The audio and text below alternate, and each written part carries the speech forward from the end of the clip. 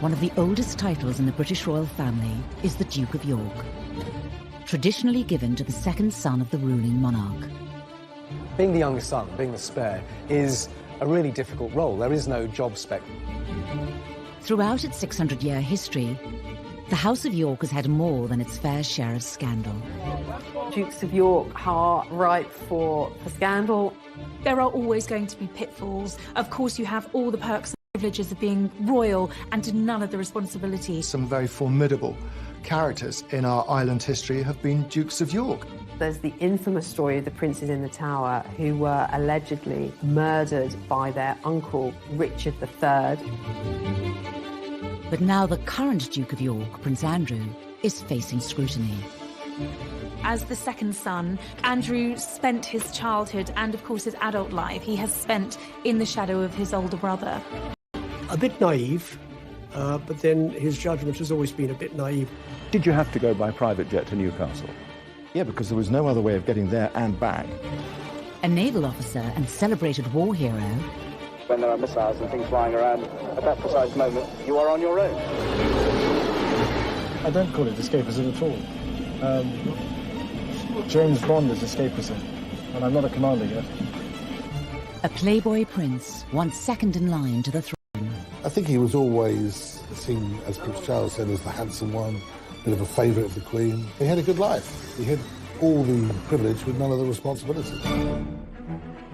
Now caught up in a story that has shocked the world. I think it's fair to say that this is a scandal of an entirely different nature. This is by far the most damaging of allegations. Poor old Prince Andrew, he rarely seems to be out of the papers these days. Prince Andrew, are you going to resign, Prince Andrew? You're an embarrassment, sir. What impact will the current Duke of York have on the future of the monarchy? He's never been far away from controversy, but his connection with Epstein, that ill-fated friendship, has inflicted the greatest damage on his reputation as a member of the royal family. What will this latest scandal mean for the House of York?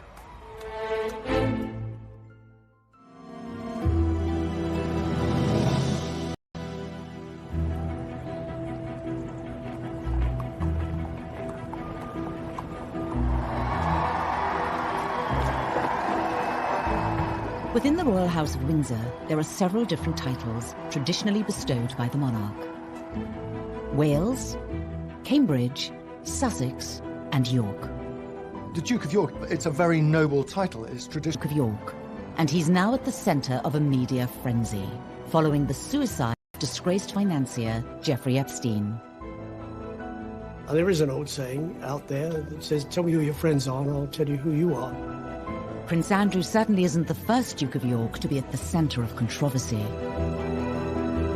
When one looks at second sons of monarchs, is that they are they're a heartbeat away, if you like, from the top role, the top job. Dukes of York have, over the course of history, been rather colourful characters.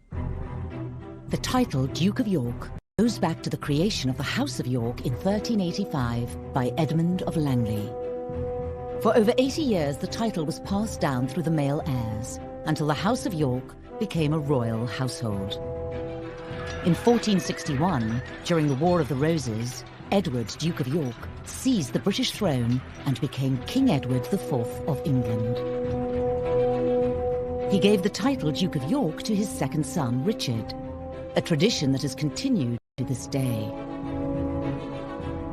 The first second son to have that title was Richard, Duke of York. And Richard, Duke of York, was right bang in the middle of the Wars of the Roses, at that time when the houses of York and Lancaster, both which had claims to the throne, were basically fighting for the throne. But Richard's life would be a short one after he disappeared in mysterious and macabre circumstances.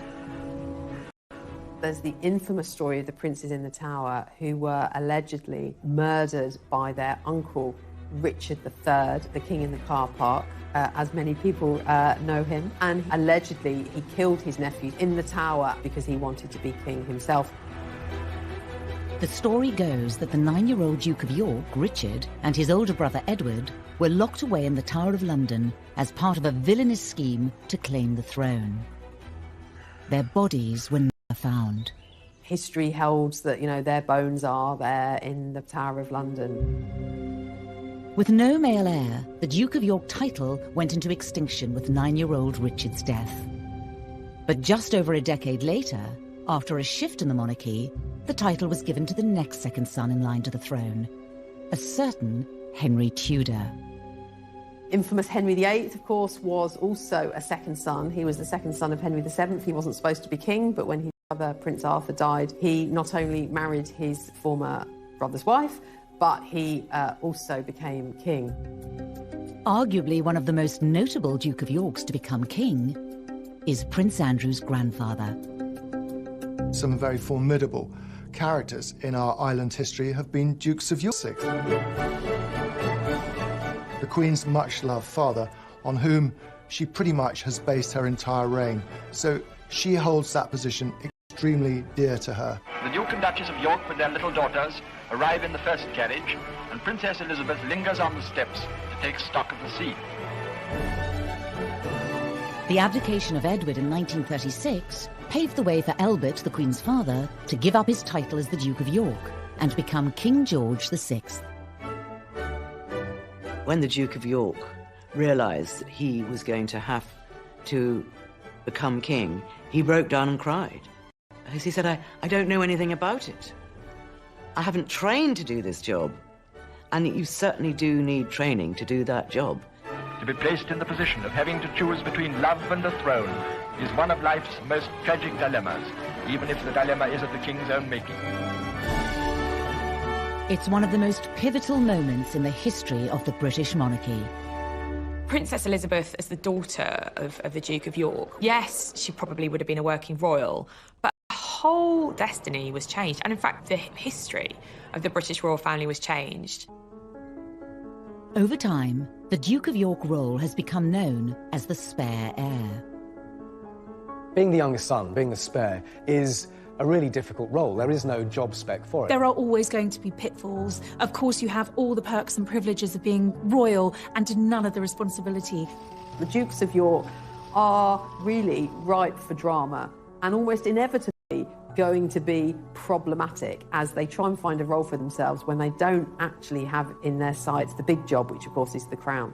One of those titles that goes through the ages, and you try not to live up to a previous one, but eventually something comes up and smacks you in the face. Prince Andrew would not receive his official title of Duke of York until his marriage in 1986. But from birth, he was in the headlines, being the first child born to a reigning monarch for 103 years. Prince Andrew had a very happy childhood. He came 12 years after the Prince of Wales was born, and of course a little bit after Princess Anne was born. The third of 4 children, it was rumoured that he was the Queen's favourite. I suppose some might say that Andrew was spoilt far more than Charles was. I think family friends have certainly told me that he was the favoured son. She had more time for Andrew. He was her golden-haired little angel. It's said this perceived favouritism led to Andrew developing certain characteristics. He was quite cocky. He had a reputation as he grew up at school for being a little bit self-entitled, certainly very aware of who he was, a sense of self-importance. I think he was always seen, as Prince Charles said, as the handsome one, a bit of a favourite of the Queen. You know, he had a good life. You know, he had really all the privilege with none of the responsibility. In 1979, Prince Andrew would find a role for himself when he joined the Royal Navy as a helicopter pilot. Harpoon Master is on. FCS, Niles, trims, set, lights on. He wanted to make the Navy really his career for life, and he was a diligent young officer, with 1 or 2 exceptions. I mean, he is famously said to have remarked to one senior, very senior naval officer that a senior officer could call him H, being short for HRH. And the senior officer said, "And you can call me sir." And that, again, it gives you an idea of what the young Andrew was like. Basically, what I'm here for is to work the ship up into aviation, and also myself back into the deck. And actually getting back on the deck on a dark night is quite exciting. He was a good naval officer, diligent, hard-working.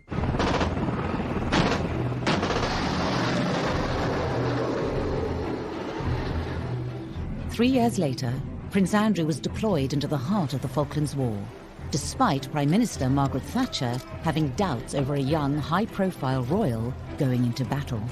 He wasn't there as some sort of figurehead being tucked away from the action. He was in the middle of the action, flying Royal Navy helicopters as decoys sometimes, so very brave, very important, and clearly a very important moment in his life.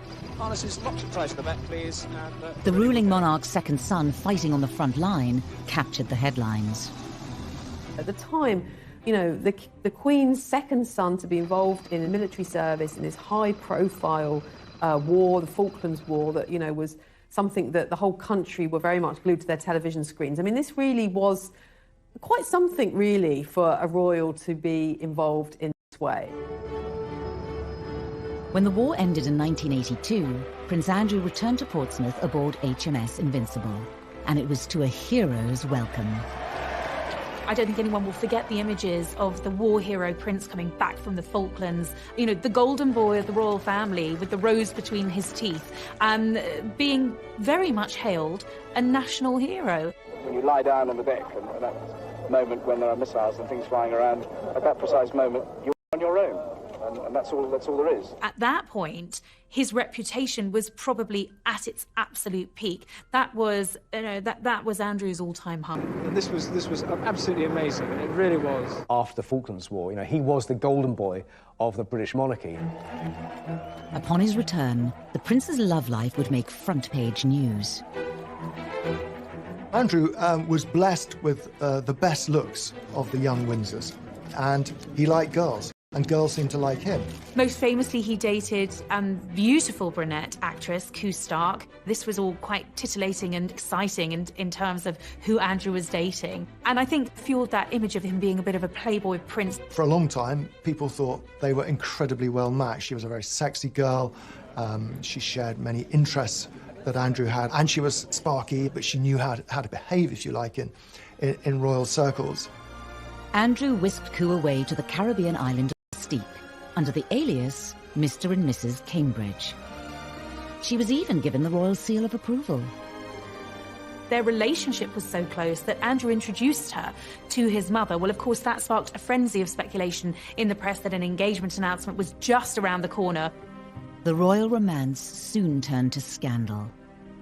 Unfortunately for Andrew but particularly for Koo, she had a past. It turned out that, you know, not only was she an actress, but she'd actually appeared in some pretty risque movies, which really were the death knell of the relationship. We just embarked on the Diana years. Attitudes towards the royal family were changing. They were incredibly popular. They didn't want to do anything that might jeopardize this reach they had with the public. Advisors around the royal family felt that she was an unsuitable figure for Andrew to be seen with, which was a great shame because I think they might have made a very successful team. Andrew and Koo eventually split up, and the prince went on to have a string of high-profile relationships. He definitely had a penchant for pretty women. I don't think it necessarily mattered whether they were brunette or blonde. The girls fell for him. Quite a number of girls fell for him, and he had a succession of girlfriends. And in those days, there weren't many royals around to write about, and Andrew was ripe for being written about. The media dubbed him Randy Andy. I think the Playboy image was rather good for the royal family. I think it gave them a dose of Hollywood glamour that they were lacking, and it was quite exciting. To some extent, the reputation, the sort of Playboy prince was deserved, but, you know, in the same way that, you know, young royal princes will be young royal princes. The press loved this. You could see that this was, you know, Andrew at his prime. By the mid-1980s, despite a reported Playboy lifestyle and front-page headlines, the future Duke of York was a popular member of the royal family. I think he was brought up to believe that he was terrible. Despite being the spare to the heir, he was going to make a success of this. How then did he become embroiled in one of the royal family's biggest scandals? Prince Andrew, are you resigning? I think Prince Andrew's friendship with Jeffrey Epstein has been one of the most damaging things to happen to the royal family within the last 30 or 40 years.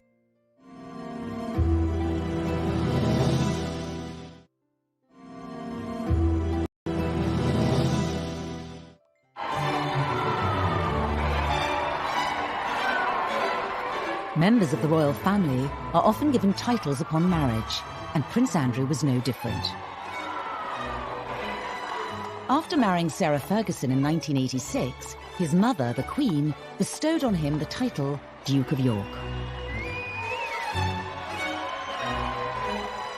With the dukedom came a royal salary of around £300,000 a year.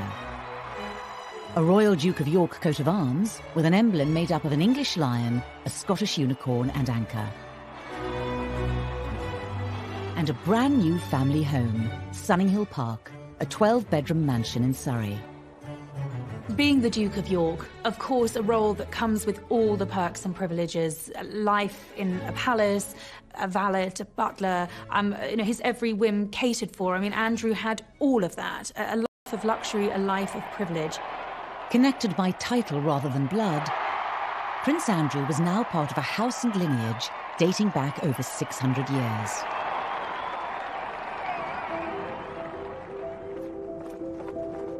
But his chapter as the Duke of York would not be free from scandal.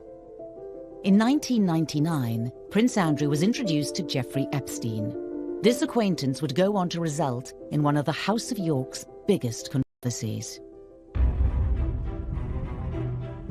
Jeffrey Epstein was a multi-millionaire American hedge fund manager who socialized in the company of rich, powerful men and beautiful women.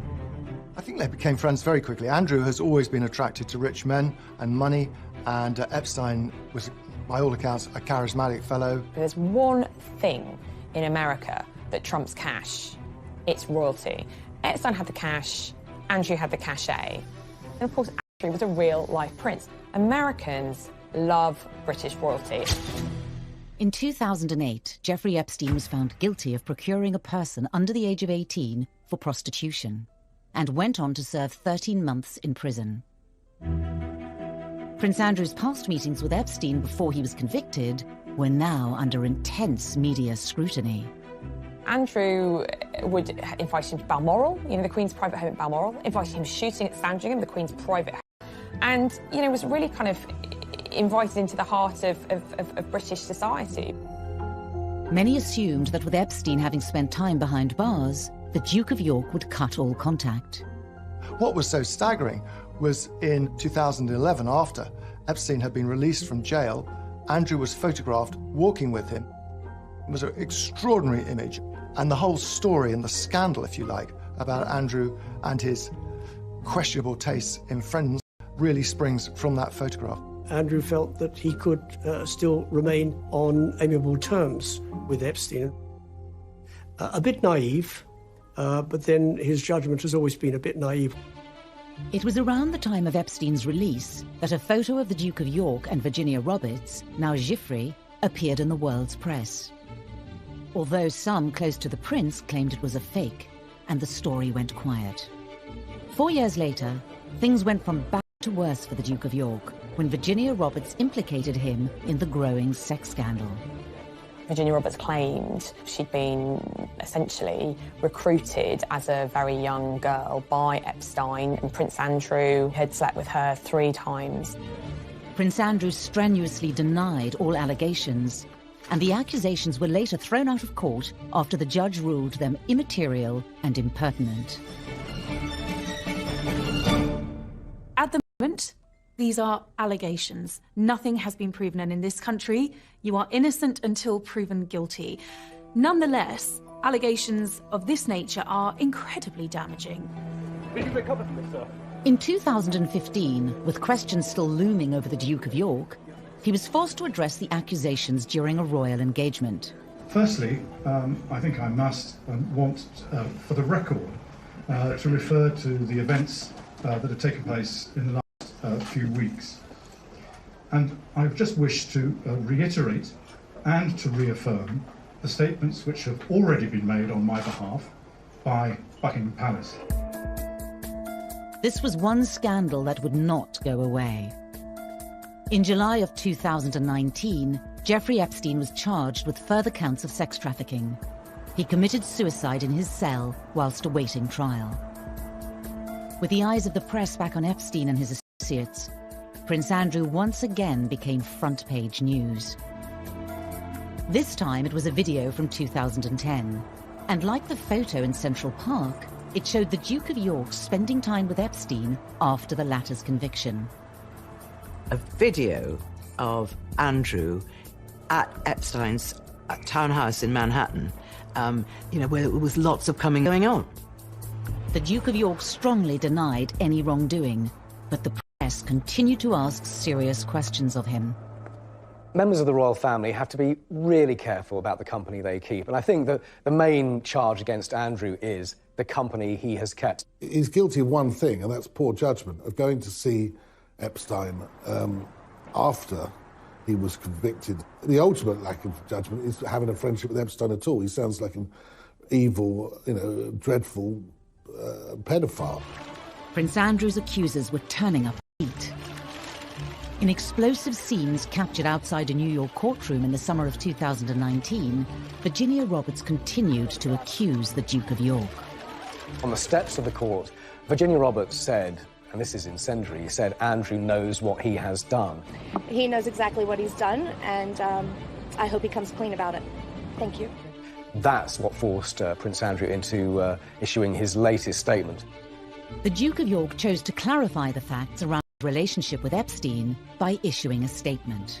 As well as being appalled by the alleged crimes, Prince Andrew claimed that he only saw Epstein once or twice a year, and that he did not see, witness or suspect any behaviour of the sort that subsequently led to his arrest and conviction.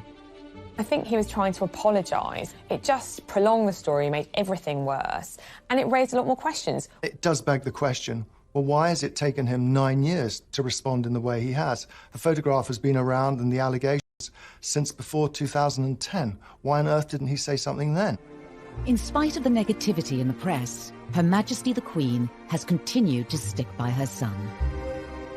He assured her of this the first time around in 2011, and he assured his mother then that she had nothing to worry about. I was told by a source very close to the family he has her full support, and after this news had broken, the Queen was pictured being driven to church in Scotland with her second son, smiling broadly for the camera. What better way, I suppose, to send out a very clear signal and show of support? The Queen was once again standing by her son. It certainly isn't the first time that the Queen's second son has had questions asked of him by the world's media. I think in royal circles there's a bit of a despairing and wringing of their hands because, this wasn't just a one-off. There has been so many questionable decisions that Andrew has made, and there's a sense of for goodness sake, when were you going to wise up? The comments that are made about an extravagant lifestyle and so forth. Is that fair? What is an extravagant lifestyle? To the growing list that has plagued the House of York. Prince Andrew's not the first Duke of York to be mired in controversy, but I certainly think the Epstein allegations are perhaps some of the more serious in the history of Dukes of York. But this latest scandal isn't Prince Andrew's first brush with the press. In 2001, Prince Andrew stepped down from his military position in the Navy to take on a parliamentary role as the British Trade Ambassador. There was always the question of what next for the Duke, and this ticked all of the boxes. Andrew was determined to make a success of being trade envoy, and I think as an ambassador for Great Britain, certainly in those early days of that role, I think he did quite a good job. I mean, he certainly had pulling power. You would hear MPs saying that he was the greatest asset for Britain in terms of trade and industry, because frankly, you get a call saying, would you like to meet Prince Andrew, the Duke of York? Yes. Prince Andrew's royal profile opened many doors for British trade. Pretty impressive, 6,000 jobs and £1 billion worth of investment. I mean, that's not something to be sniffed at, is it? It isn't. And what's really encouraging about that is that that's gone into about 931 starting and scaling businesses, and 97% of those 931 are still operating today, and they're still growing. But some also feel that the Duke of York's new job came with other perks. Every June, every royal correspondent goes to Buckingham Palace to look through the royal accounts, and we all go straight to the travel document, because that's the one we all understand. How much the royal train costs, how much those private flights are costing. And year after year, he would be at the top of the list. Or in what used to be known as a Queen's Flight aircraft, and he'd do the business on behalf of British Trade International. And then he'd go off and get the golf clubs out the boot of the plane and go off and play golf. The Duke of York's frequent travel and mode of transport quickly garnered him yet another nickname.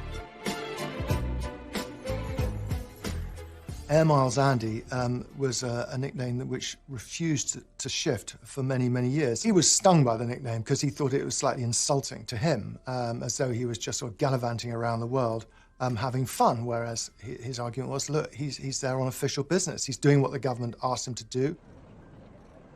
One year in particular, Prince Andrew cost the British taxpayer over £500,000. This was seen as not on, and quite frankly, it wasn't on. It's not the sort of things you do. If you go out and you're there doing a job of work on behalf of UK PLC, you do the job of work, you come home. If you want to go and play golf, and you make your own arrangements, get on an aeroplane and pay for the fare yourself and fly off. And unfortunately, he didn't do that. The Duke of York agreed to a one-to-one television interview. I am not doing this, as it were, for my own good. I am not getting any return for this. This is all done on behalf of the UK. It's not done on my behalf. If I was doing it, I wouldn't, as it were, allocate my time in this way. Can I ask you, as I inevitably must, about the criticism that is sometimes, even often, levelled at you in this job? The comments that are made about an extravagant lifestyle and so forth. Is that fair? What is an extravagant lifestyle? Travelling by private jet, using helicopters when you could take a train? But it is again, it is the maximisation of my time for the best value for money, and that's the way that and I'm not the one that makes those decisions. In truth, it became quite a problematic role for Andrew. I think he frequently found himself having to defend himself, having to defend the flights that he was racking up. That became an issue. That became more of the story than Andrew representing Britain overseas, and that was a problem. Did you have to go by private jet to Newcastle? Yeah, because there was no other way of getting there and back, bearing in mind from what I was doing before and what I was doing afterwards. On top of the alleged travel perks, Andrew continued to be in the headlines. Once again, it was because of the company he was keeping. It was the meeting with the Gaddafis where I think eyebrows were raised.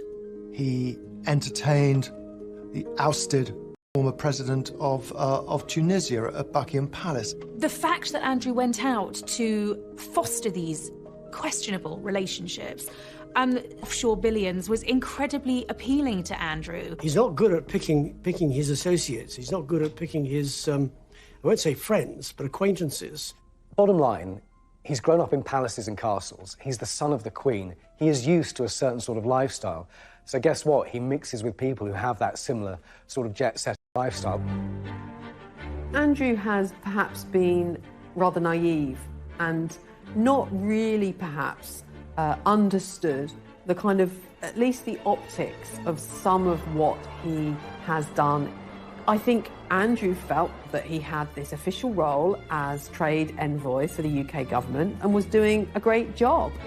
He's very thin-skinned and he takes any kind of criticism extremely personally and angrily, in fact. The press continued to question the Duke's suitability for the trade envoy role. I think the press became less supportive over the years. I think he was on the receiving end of quite a lot of criticism. Was it unfair? I would argue not, because I think some of the decisions Andrew made were bad decisions. Some of the business affiliations were not clever. It was at this moment, with huge pressure mounting on Prince Andrew's job, that the photo with Jeffrey Epstein in Central Park was released, sealing the trade ambassador's fate. He mixed business with pleasure, and if you're going to mix business with pleasure, be very careful about the pleasure that you mix with, and he wasn't. There was MPs who had described Andrew as the most glittering asset for Britain overseas. That was when those MPs then turned on the Duke and said, he's got to go. This is untenable. In 2011, Prince Andrew stepped down from his role as trade ambassador. I think that actually he felt it wasn't guilty of anything, but it was undermining his position as a trade ambassador and embarrassing the Queen and the Queen's government. And I think he felt it would be best if he just stepped aside at that time. And I think that it probably stopped the continual onslaught in the media, and that's probably what was needed. How are you today, sir? Within the royal house of York, it's not just the Duke who has received negative publicity. By his side for many years was the Duchess of York, Sarah Ferguson, who was no stranger herself to scandal and controversy. Sarah has a very contagious personality. Andrew was very much drawn to her. It was the ultimate royal fairy tale in many ways, and then it all came unstuck.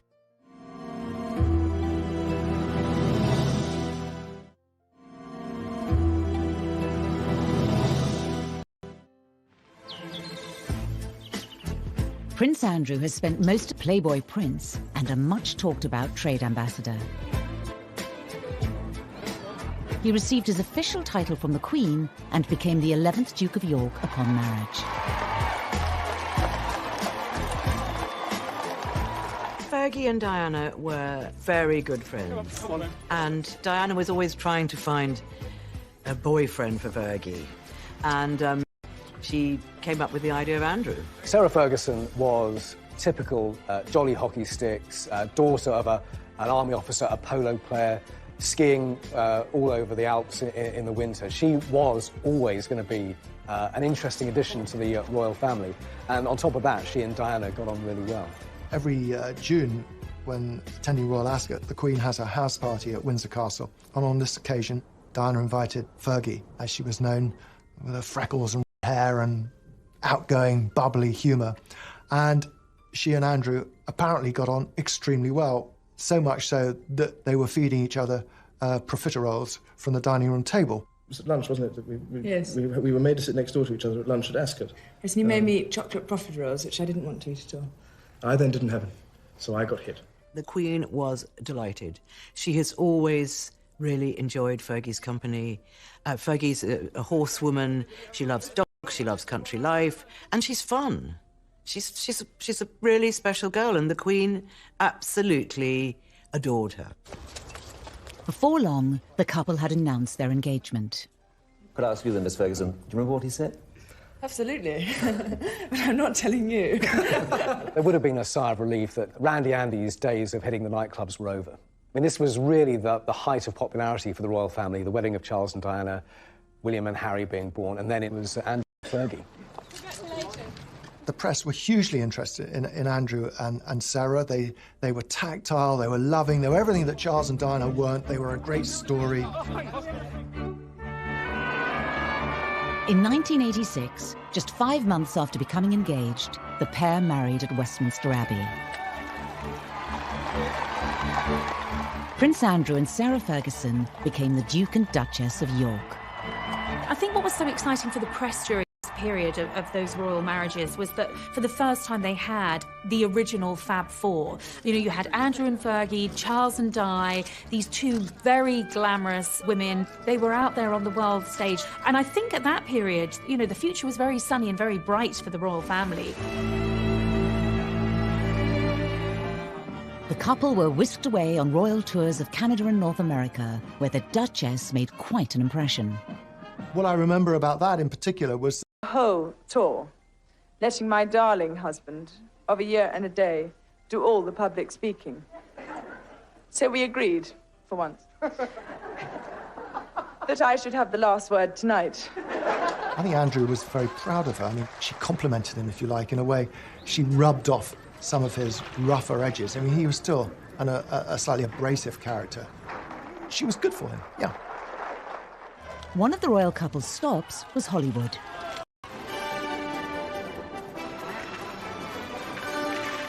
I was on the royal tour when they were in Los Angeles, and they were a huge success. Everybody loved them. At last, I have the turn to talk. All these men around here. Love you! I'll see you later. Fergie appeared in different little outfits and had different bows in her hair, and it was all quite over the top. I'm so amazed by Los Angeles and the welcome that you've given us and me. But I never forget that the only reason I'm here is because I'm married to the Duke of York. There was a big reception and all the sort of LA crowd, and Fergie and Andrew really did well there. By 1990, the couple had welcomed 2 children, Beatrice and Eugenie. But cracks were beginning to form in the marriage. Fergie was finding life at the palace extremely difficult. She was being criticised hugely at this stage of her life. She didn't have Prince Andrew at her side because he was away doing his naval duties. So things just really started to break down. Captain. Good evening, sir. It's Red 30 Ranger, 6 miles. As well as the royal tours, Prince Andrew was still serving as a naval officer, spending more and more time away from his family. Captain Roger, yes, thank you very much. As a commanding officer, you can, on occasions, get extremely lonely and isolated if you're not careful. It's terrible. I mean, you're going away and leaving what you love behind. It's a fantastic job. All 3 services, a fantastic job for a single man. It's getting less and less so for a married man. I don't call it escapism at all.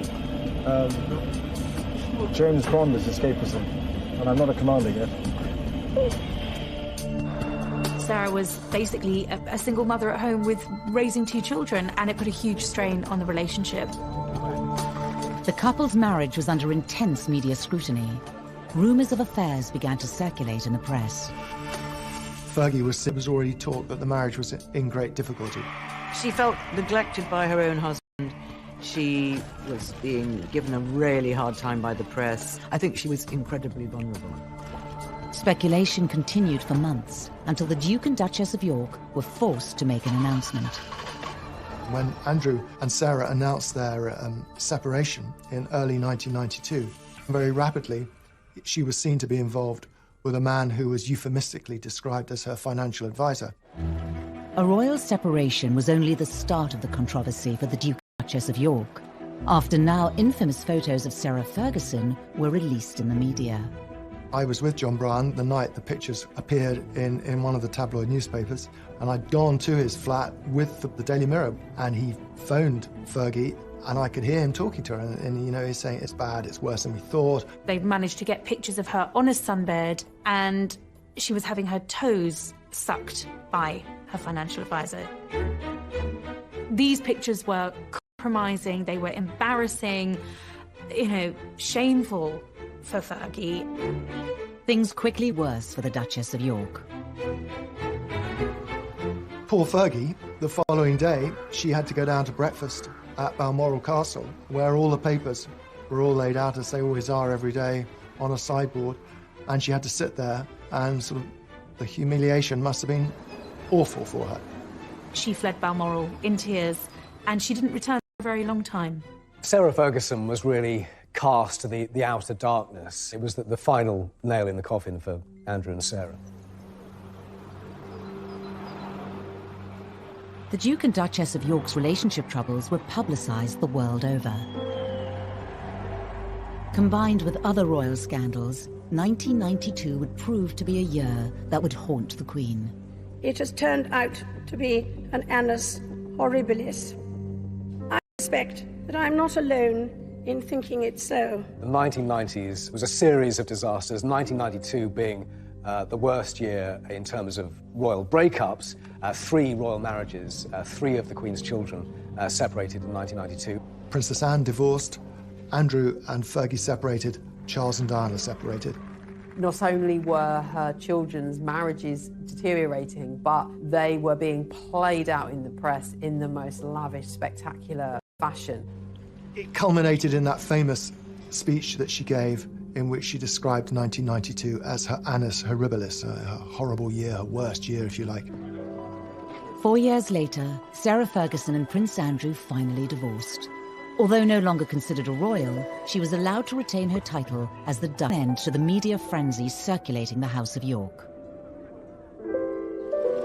You know, Diana took millions from her divorce with Charles. Fergie took pretty much nothing. So Fergie is constantly chasing her tail and running out of money, and so she goes to more and more desperate means. She became a bit of a liability to Prince Andrew, and therefore I think he realised, and certainly the royal family would have realised, that, you know, while she still had these debts, she was a massive liability. Despite her divorce from Prince Andrew, in the late 1990s, Sarah Ferguson, the Duchess of York, embarked on an unofficial tour of the United States. She got involved with Weight Watchers. She seemed to be basically doing anything she could to earn a living, make some money. She had huge debts. She would spill her thoughts or her emotions in front of anybody who would listen to her. She became a kind of darling on the Oprah Winfrey kind of circuit in America. And this was exactly what a royal, even a sort of ex-royal, should not be doing. And she really did cause embarrassment to the royal family. Prince Andrew also found himself back in the headlines after he sold the marital home, Sunninghill Park in Surrey. The 12-bedroom country residence had been a gift from Her Majesty the Queen. He wanted to get it off his hands, and it was on the market and wasn't selling. And then, lo and behold, it was bought by one of the contacts he'd made through his travels, the son-in-law of the then president of Kazakhstan.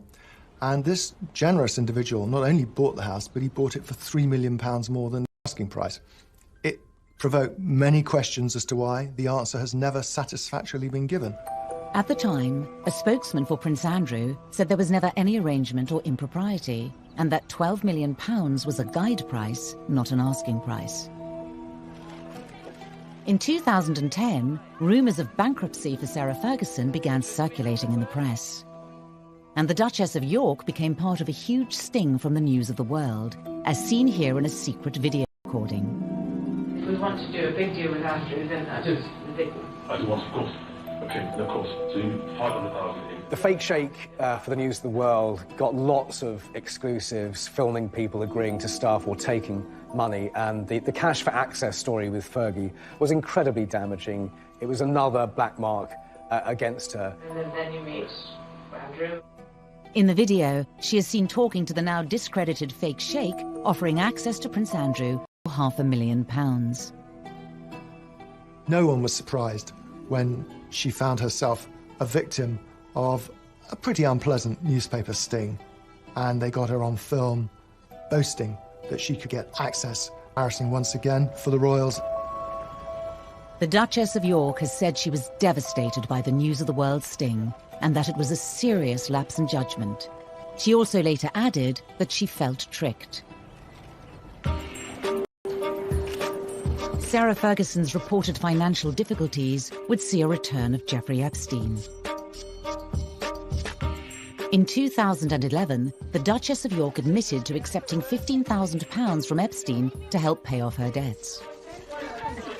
One of the other complications to the story of Epstein and Andrew is the fact that the Duchess of York herself was acquainted with Epstein, and indeed he lent her money for the infamous debts that she had after her divorce to Andrew. Epstein was among a number of rich men who helped to bail her out. A bad choice, and I think the Duchess has since recognised that she should not have accepted money from him. Sarah Ferguson later said she had made a gigantic error of judgment. It all just is very, very, very unfortunate, and it's again this kind of lingering bad taste that Epstein has brought to the royal family's reputation in regard to both Andrew and Sarah. Despite all the controversy, over the years, Prince Andrew and the Duchess of York remained close. What I find remarkable is that despite all of the scandal, you know, the debt, the controversies, Andrew and Sarah have remained the best of friends. With the whole Epstein affair, Fergie has absolutely kind of stood by her man. I think she's been the one who's been in scrapes before, and Andrew's always stood by her. He's never thrown her to the wolves. He's always looked after her financially, emotionally. And I think this time she felt able to repay a lot of that debt. With the Epstein scandal showing no signs of disappearing, and Prince Charles set to one day take the throne, what does the future hold for the Duke of York and his family?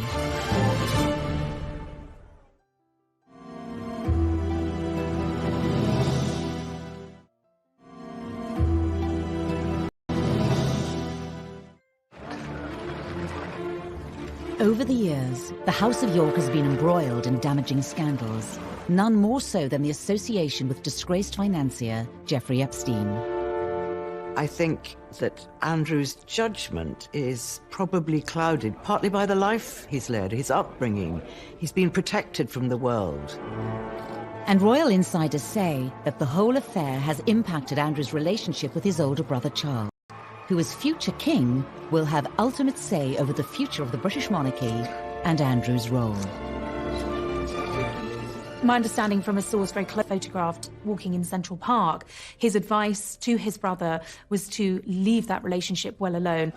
It was a relationship that I think had worried Charles from quite an early stage, but that picture was really the nail in the coffin for Charles. It was when he said to his brother, stay away from this. But of course, that advice came a little too late. Could the scandals of Prince Andrew lead to the marginalisation of the House of York? There is a battle going on right now behind the railings of royal palaces about the future size of the British monarchy, about slimming it down, about getting rid of the minor royals from the public funding and so on.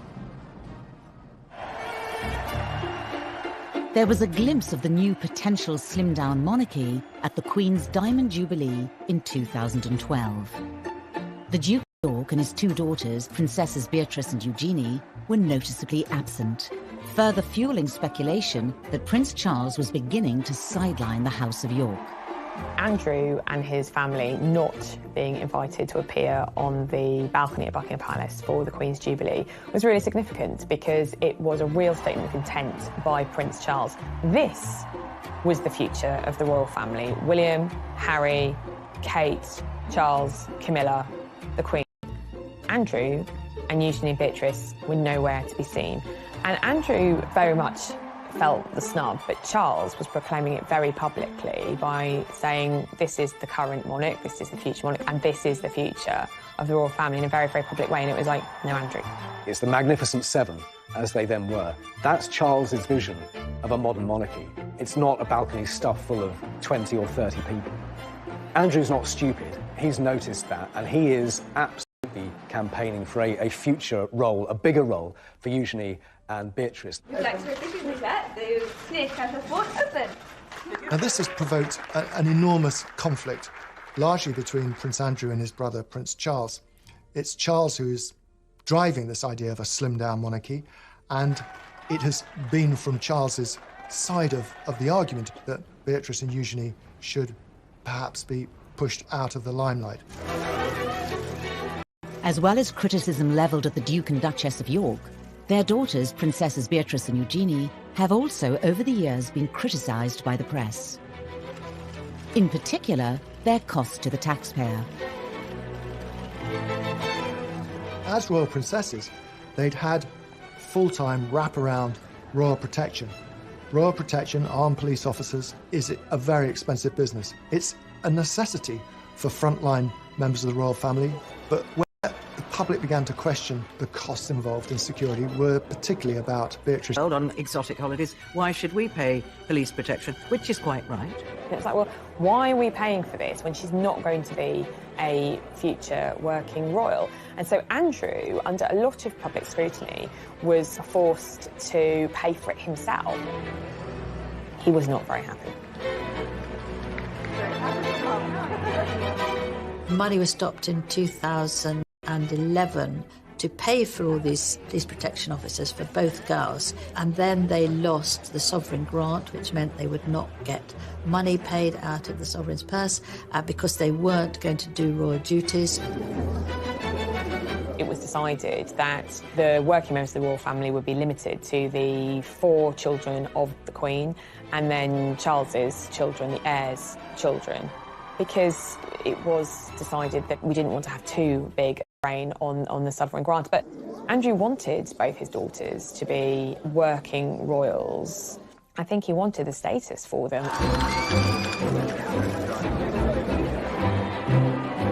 You look at the Princess Royal, she's got 2 children, Peter Phillips and Zara Tindall. Both of them, without titles, have made their way in life quite admirably, without any handouts from anybody, without any titles, and it's worked for them. And if it's worked for them, then it should work for Beatrice and Eugenie. In 2018, Princess Eugenie married her long-term boyfriend, Jack Brooksbank, amid all the pomp and ceremony of a royal wedding. the scale of which many believed was Prince Andrew's way of putting his family back into the royal limelight. There was criticism over Eugenie's wedding. It was paid for privately, and yet, there was still questions asked over whether it was absolutely necessary to have 2 wedding dresses, 3 days of parties. And I think for the Yorks, it's hard for them to escape that sort of controversy because they have been known for their exuberant spending over the years. Prince Andrew, becomes very grand and royal, and he makes things happen. You want to get married in St George's Chapel? You'll get married in St George's Chapel. You want the biggest party the world has ever seen in my back garden? You'll have it. Andrew was at pains to point out that this was a bigger wedding than Harry and Meghan's, and that they'd invited more people to fill St George's Chapel. Of course, that was the same place that Harry and Meghan got married a couple of months earlier, because Jack and Eugenie had so many friends, so more people had to come. Eugenie had 3 days of parties. It was almost Andrew saying, yeah, Meghan and Harry, whatever you can do, I can do better.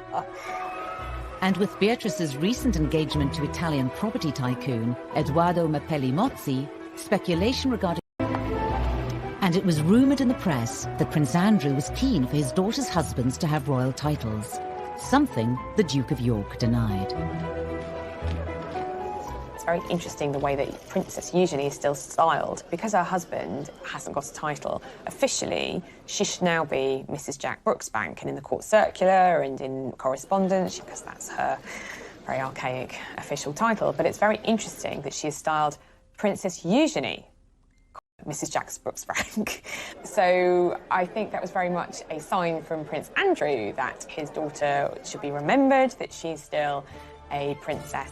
Despite Prince Andrew's best efforts to keep the House of York front and centre, what will the Epstein scandal mean for the Duke of York?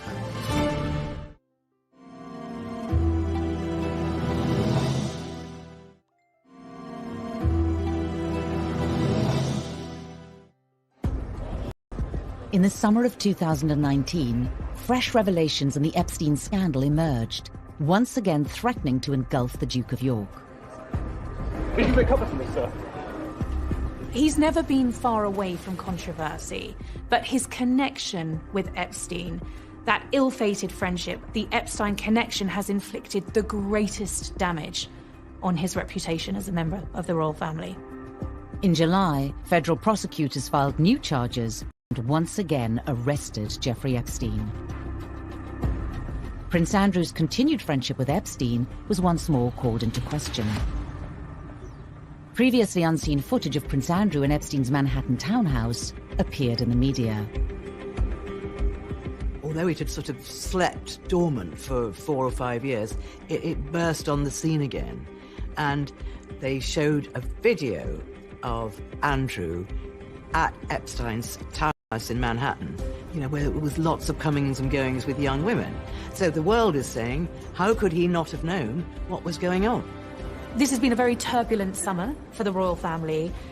Buckingham Palace has gone into firefighting mode. They're defending the Duke of York against the most serious allegations to plague him in his royal career. There are questions that many believe the Duke hasn't completely answered. Epstein's suicide whilst in custody meant he never stood trial for the new allegations. Epstein killed himself shortly before going on trial again, and so his accusers feel that they have been cheated of their day in court. Footage captured on the steps of a New York courthouse showed Virginia Roberts, now Giuffre, renewing her accusations against the Duke of York. He knows, of course, the wider allegation of what he knew about what Epstein was doing. Did he really see nothing, as, of course, he has strenuously insisted is the case? Now that Epstein is dead and is not going to have his day in court, it's hard to see how Andrew can properly and conclusively shut these allegations down. The case against Epstein was dropped after his suicide, but there have been calls to investigate some of his associates. With the Duke of York named in court papers in 2015, Virginia Roberts' lawyers have asked for Prince Andrew to come forward and be interviewed under oath. Despite a judge ruling comments about him be struck from the court record, for being immaterial and impertinent. Andrew has never been spoken to by American law enforcement agencies. Buckingham Palace has been at pains to stress that if people want to talk to Andrew, they can. I mean, of course they would say that, wouldn't they? Whether that would actually happen is a different matter. If the Duke of York were to testify, it would be the first time in history that a member of the British royal family has appeared in a US court. Andrew clearly in his statements repeatedly has said, I didn't do anything wrong, I didn't know anything wrong was going on. The statement hasn't appeased the various Epstein victims in America, and in particular one has said that Andrew knows what he has done, and the lawyer is calling for Andrew to go to the US to testify. Virginia Roberts gave a televised interview to American television program Dateline for NBC. It was a program watched by millions, in which she further detailed her alleged interactions with Prince Andrew. The first time in London, I was so young. Keelan woke me up in the morning and said, "You're going to meet a prince today." I didn't know at that point that I was going to be trafficked. This is not a trial by the media. It is an investigation. And it is not up to newspapers to point fingers. It's not up to newspapers to put him on trial. It is up to the Americans, as and when they have a case. Will he be a hostile witness to the FBI inquiry? Will he be dragged into some court case in America? That seems less likely. But surely someone is going to want some answers to very many questions about his connection to Jeffrey Epstein, to the girls, and to all those stories which have been buffeting the royal family throughout the summer months. Despite his protestations of innocence, we don't really know what happened, and therein lies the problem. And I think that this will continue to dog him, this affair. Yet to be seen. The royal family are, by their very nature, loyal to one another, and they close ranks and support each other. But Prince Andrew is testing that policy and that loyalty and, you know, family ties absolutely to the limit. The royal family, over the centuries, have been involved in all sorts of allegations, innuendo, scandals, and they have survived. They've survived for over 1,000 years, and they will continue to survive. Individual members of the royal family are not involved in this, only Prince Andrew. As Prince Andrew's future is discussed and speculated upon in every quarter, the title Duke of York is itself facing an unknown future.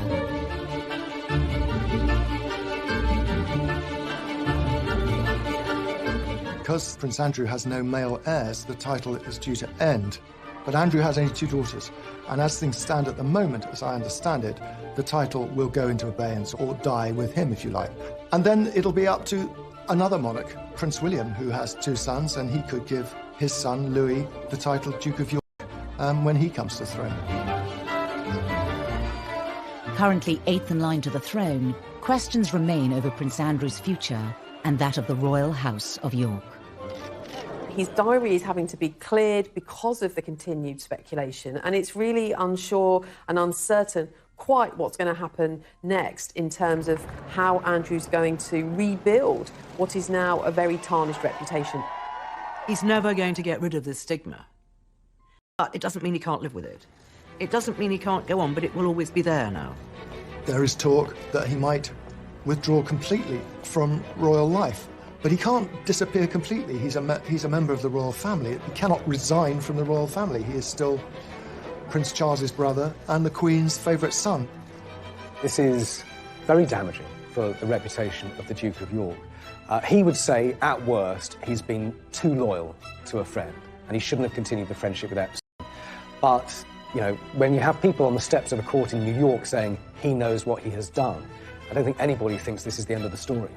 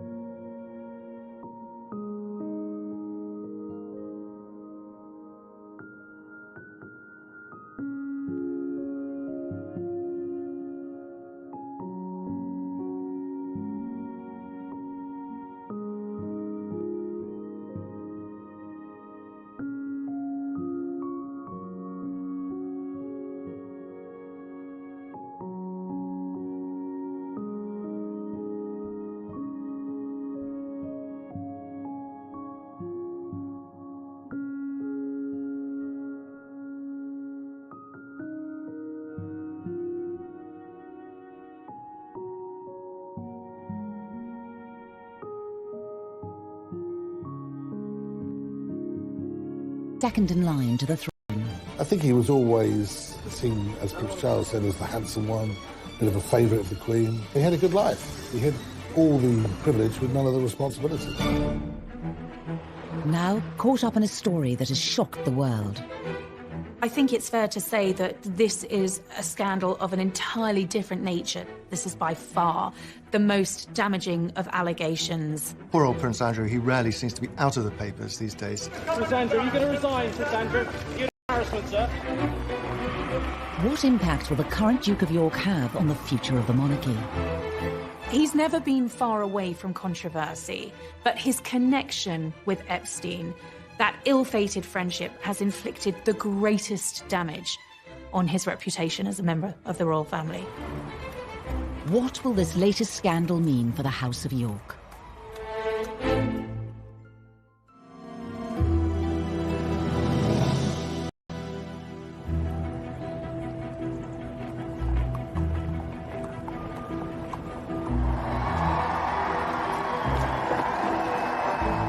Within the Royal House of Windsor, there are several different titles traditionally bestowed by the monarch. Wales, Cambridge, Sussex, and York. The Duke of York, it's a very noble title. It's traditional.